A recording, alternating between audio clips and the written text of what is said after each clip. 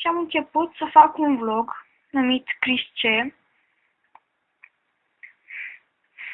Și trebuie să vă mai spun ceva despre mine. De exemplu, am 11 ani și o să împlinesc 12 anul acesta, pe 12 august.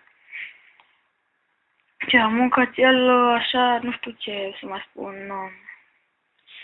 Bine, episodul ăsta o să fie foarte scurt, pe motiv că e primul episod. Bine, de astăzi am început, așa, și voi posta în fiecare duminică, să spunem, da. Duminica și vinerea.